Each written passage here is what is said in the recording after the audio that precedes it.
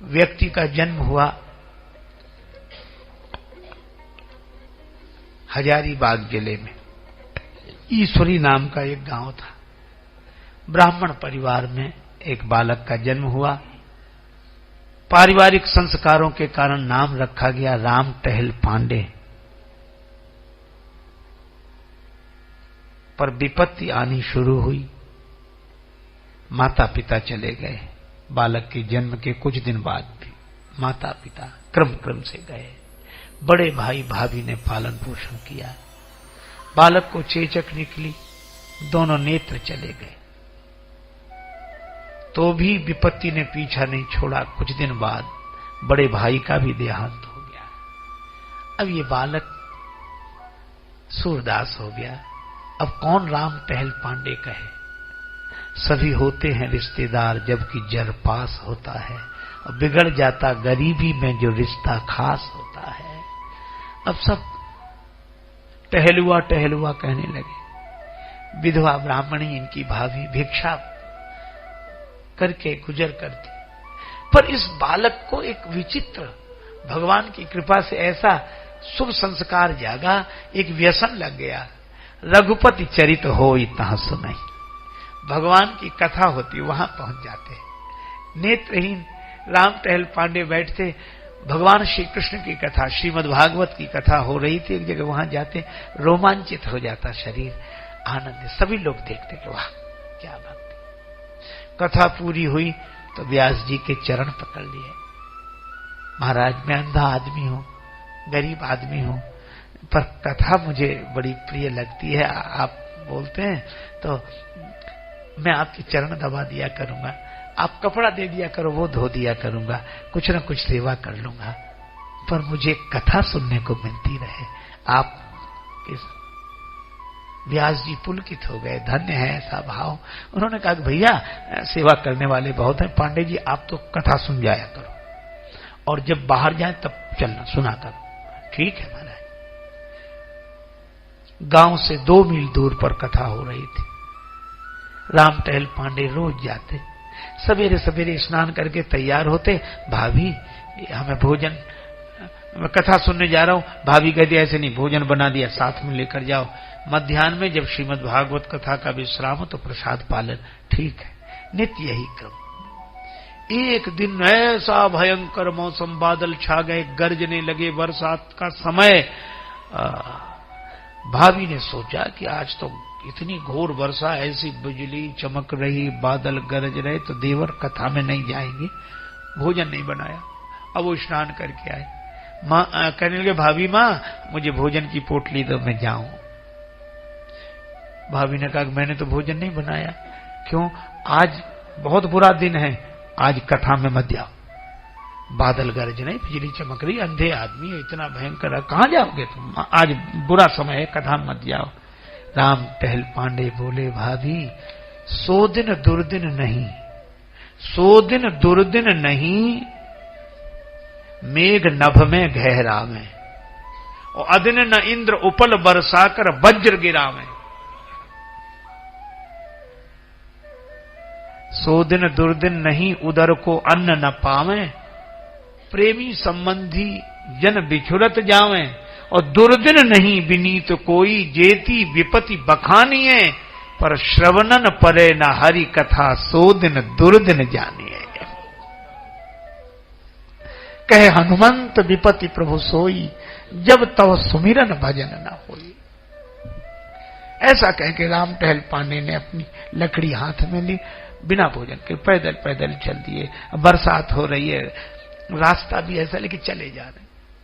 भगवान की कथा शुरू हो गई, जल्दी चलो, देर हो गई, चले जा रहे।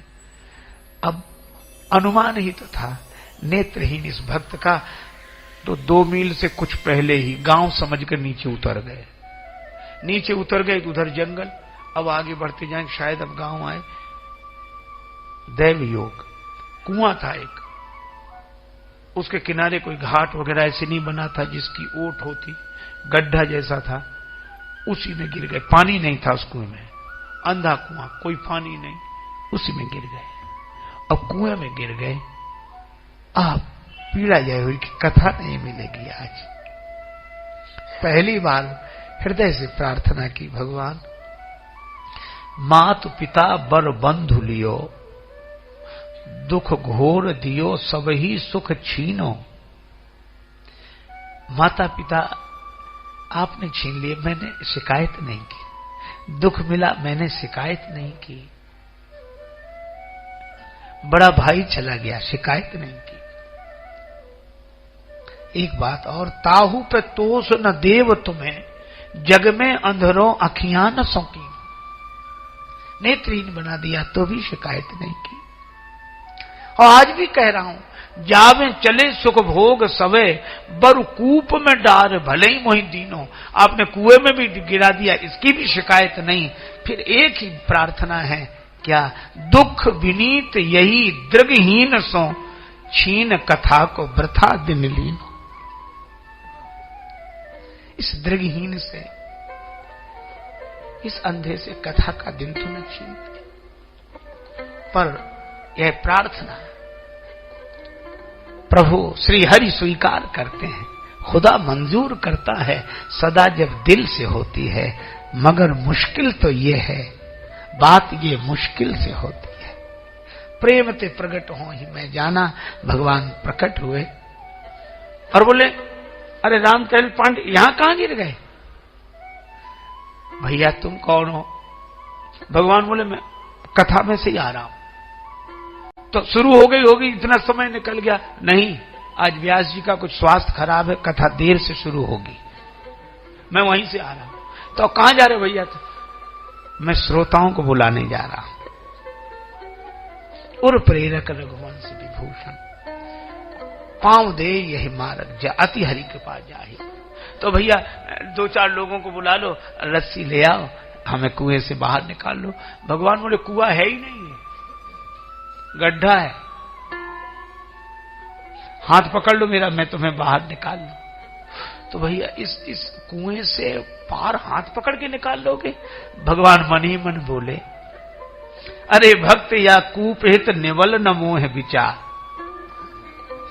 अरे भक्त या कूप हित निवल न मोह विचार, और केते जन भवकूप से मैंने लिए उबार। भवकूप से, ये तो कूप है, तो मेरा हाथ पकड़। भगवान ने हाथ डाला। राम टहल पांडे हंसने लगे, कहने लगे, प्रभु भैया तुम जो भी हो, लेकिन मजबूरी यह है, मुझसे कह रहे हो कि मैं हाथ पकड़ लूं, तो मुझे तो दिखाई नहीं देता कि तुम्हारा हाथ कहां है। मुझे तो दिखाई नहीं देता कि तुम्हारा हाथ कहां है, लेकिन तुम्हें तो दिखाई देता होगा कि हमारा हाथ कहां है। मुझे नहीं दिखाई देता कि तुम्हारा हाथ कहां है, पर तुम्हें दिखाई देता कि हमारा हाथ, तुम ही पकड़ लो। भगवान ने हाथ पकड़ा, बाहर निकाल लिया। जाओ कथा सुनने। अच्छा सुनो, एक काम करना, मैं ये पुष्प दे रहा हूं, पुष्पांजलि चढ़ा देना भगवान को। पुष्पांजलि,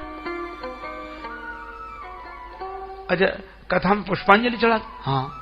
तो मैं अंधा आदमी रोज कहां से पुष्प लाऊंगा? भगवान बोले, चिंता मत करो, रोज मिलेंगे। तुम माला झोली में जब हाथ डालोगे, कथा के समय पुष्प मिलेंगे। पांडे जी ने सोचा कि ये कह रहे हैं, कोई ना कोई दे देगा। गए, अब ये गए, कई जगह चोट लगी थी, रक्त बह रहा था।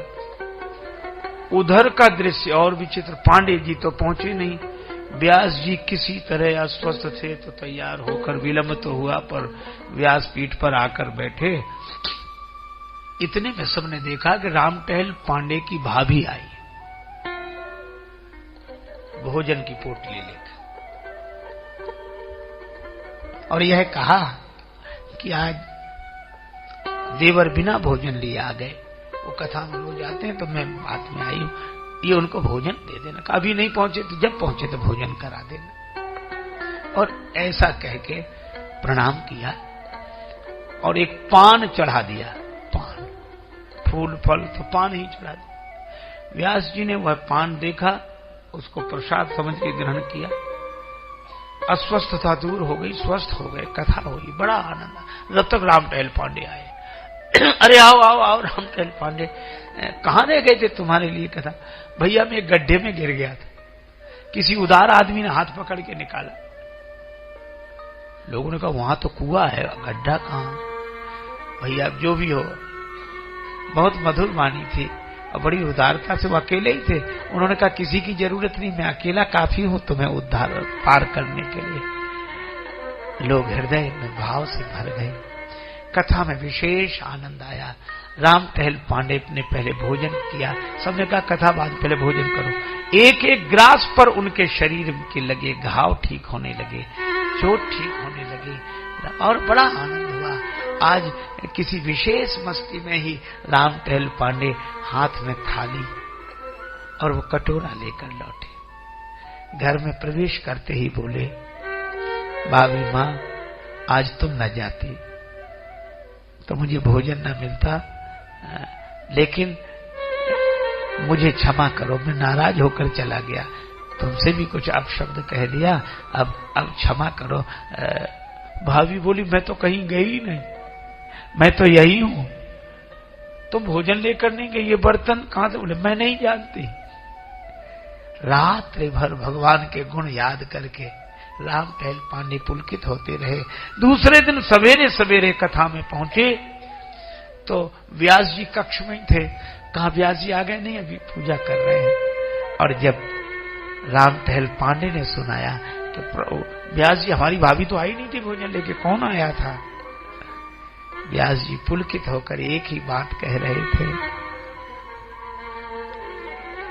करुणा निधान, करुणा निधान दयावान प्रभु आप, विपद विदारवे को बाह बढ़ावत हो, विपद विदारवे को बाह बढ़ावत हो, कूप तय निकारी के अपनो जन, कृपा सिंधु कथा रस पान करिवे को पठावत हो। और पान मिस पुराण के प्रमाणिक प्रसंग दे के कथा रस पान या भुखसों करावत हो। और अंत में व्यास जी रोते रोते मुस्कुराने लगे कि लेशहु लाज कमलेश जू न लागत तुम्हें, लेशहु लाज कमलेश जू न लागत तुम्हें, भक्त हित भाभी को भेष धरि आवत हो।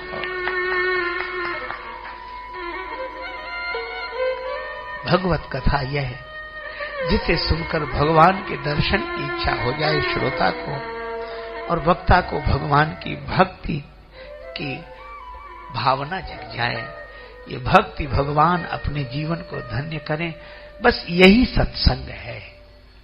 और यह सत्संग जीवन में आ जाए तो भगवत कथा का रस और आनंद जीव को मिलता है। इसीलिए तुलसीदास जी कहते हैं, जो नहाई चह यही सर भाई